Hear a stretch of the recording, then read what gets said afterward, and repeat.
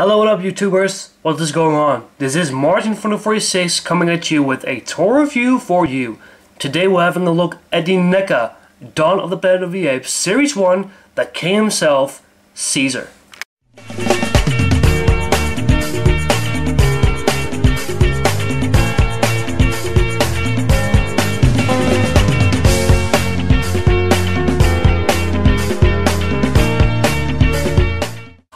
Awesome. This is going to be my very first figure based on Planet of the Apes.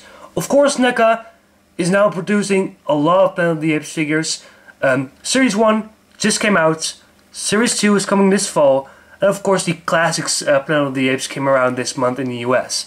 And some people will ask, Martijn, do you actually necessarily like Planet of the Apes, and have you seen actually some of these movies of it? Of course, I haven't seen all of the Planet of the Apes movies right now, depending, of course, when I'm uploading this video. I haven't still seen right now the original, which I'm planning to. Of course, the only real Planet of the Apes movies I've seen right now are Rise of the Planet of the Apes and Dawn of the Planet of the Apes. Personally, I think those movies, and I think a lot of people will agree, I think, are absolutely phenomenal. Definitely, I think both of these movies are by far one of the best movies I've seen these last 10 years. Absolutely, the new Planet of the Apes movies are so incredibly impressive. And of course, right now, when Dawn of the Planet of the Apes came out, Neca took the liberty to make actual action figures of the characters, which are of course shown in the movie, like Caesar, Maurice, and Koba. And when I saw the pictures of these figures, I was actually really stoked for, because I said to myself, man, the first movie was absolutely amazing. I'm definitely stoked to see the second movie, and I might even pick one of these figures up because they look so impressive. And actually, last weekend I've actually picked up Caesar with their several other figures. Let's have a look, shall we? First, taking his accessory off. One thing that is interesting about this figure is the fact that actually the size of this figure is not that typical 7-inch line of figures. If you're gonna take a comparison to a normal Player Select Locust figure, which is around 7.5 or 7 inches tall, this is of course a typical Neca figure, 7 inches tall and quite large. And being the fact that the Locust right here is a bit taller, I like the fact they've actually tamed down the scale of the ape figures, because of course Caesar is a big character in the movie itself, and a very strong chimpanzee, but he isn't as tall as the humans, and I really like the fact they've actually tamed down the scale a bit. But let's have a look now at this gorgeous piece. First of all, let's focus on the head sculpt. And I gotta tell right off the bat, Neca is doing so well these last year. With the alien figures they're gonna release, of course the Alien Queen, which is of course coming this October, the Pacific Rim figures, which are continuing on, the Rocky figures, the Predator figures they are releasing, of course. But of course, what I want to say is Neca is doing so well lately with their figures. It is absolutely phenomenal how Neca is now are producing their figures. And the Neca Planet of the Apes figures, which is of course a brand new line to the Neca toy company, are phenomenal figures as well. I mean, that head sculpt of Caesar is absolutely spot on. The way how it's been sculpted, the way how it just looks, it is absolutely gorgeous. It happens so it looks just, if I'm looking in the camera right now, it really does look menacing. I love that expression he has on his face. I love the additional war paint they've actually used on the figure itself. And overall, this figure is by far one of my favorite figures I've picked up this year so far from Neca.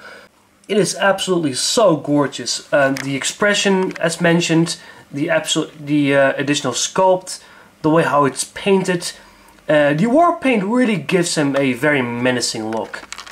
And of course there are people out there which of course prefer the original Caesar without the war paint. There's of course coming a season, not really a season, but a series 2 of the Dawn of the Planet of the Apes figures, which is coming this September, I believe, or maybe I think I'm sorry, I digress. I would say October with a regular painted Caesar, so that figure is definitely coming.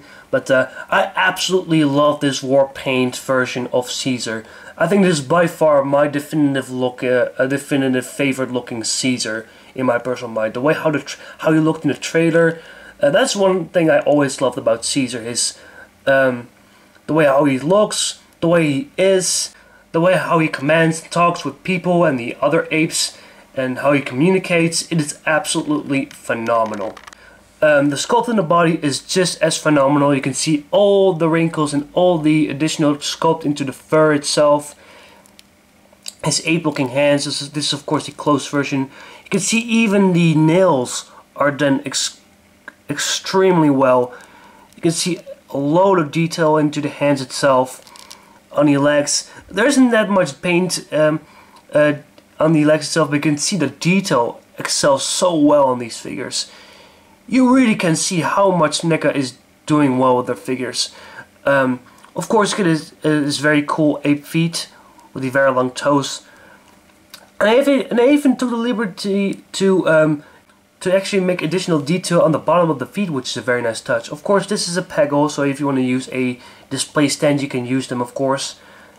On the back itself, there isn't that much of paint, but you can see the incredible amount of detail they've used in this figure. Absolutely beautiful. I mean, absolutely beautiful.